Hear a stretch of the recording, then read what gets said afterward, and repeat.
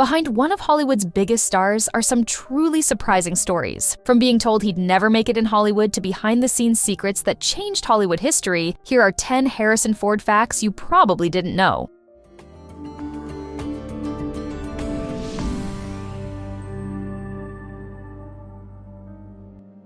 Harrison Ford was told he would never become a movie star after delivering just one line in his very first film. While filming a tiny bellboy role in Dead Heat on a merry-go-round, Ford was called into the office of a film executive who bluntly told him he didn't have what it takes to make it in Hollywood. The executive even compared him to Tony Curtis, saying real movie stars stood out instantly on screen. Ford pushed back with a sarcastic response about simply looking like a grocery delivery boy, which only made things worse between them. Years later, after Star Wars and Indiana Jones turned Ford into a global star, the same executive sent him a note admitting he missed his bet.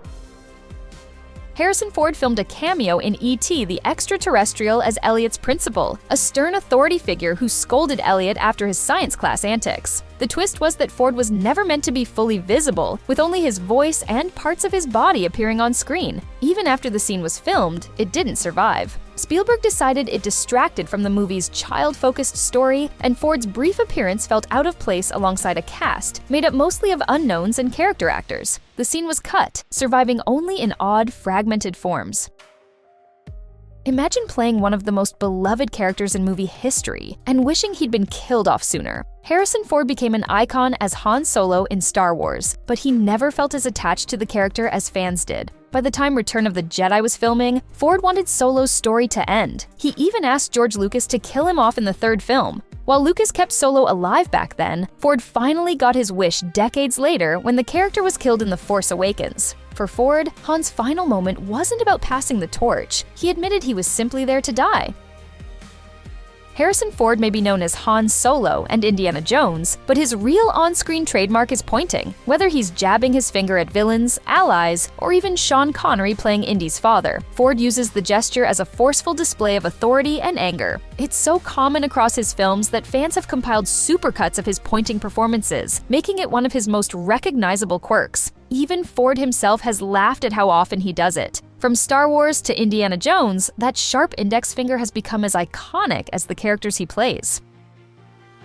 Harrison Ford became Indiana Jones only because the actor originally cast couldn't get out of a TV contract. Tom Selleck had already screen-tested, earned the role, and was ready to become the fedora-wearing archaeologist. But CBS refused to release him from his Magnum PI obligations, even after Spielberg and Lucas tried negotiating to borrow him for the film. With less than 3 weeks before cameras were set to roll, the production suddenly had no Indy. Spielberg pushed Lucas to reconsider Ford, and the last-minute switch created one of the most iconic characters in movie history. Harrison Ford didn't just tweak a famous movie line, he refused to say what was written at all. In The Empire Strikes Back, Han Solo was originally scripted to respond to Leia's confession of love with a stern promise about returning. The line was longer, heavier, and very deliberate. Ford felt it didn't work and pushed back during filming. With the director's agreement, he discarded the scripted exchange entirely and rewrote the moment on the spot. The new response replaced the original line and ended up becoming one of the most recognizable moments in the entire franchise.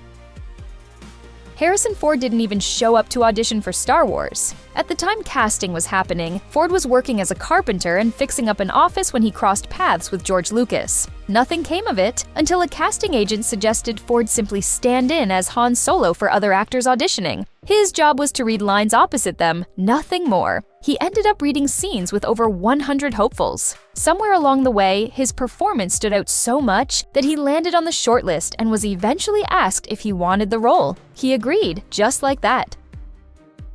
Harrison Ford quietly revealed one of the film's most shocking moments before anyone realized it was a spoiler. While discussing his return to Star Wars, The Force Awakens, Ford explained why he believed Han Solo's story worked best if the character sacrificed himself for something greater. At the time, it sounded like a philosophical reflection on the role. In reality, it directly pointed to Han's fate in the movie's climax. The comment flew under the radar during promotion, even as the director reacted uncomfortably. Only after the film's release did it become clear that Ford had already spelled out Han Solo's tragic ending.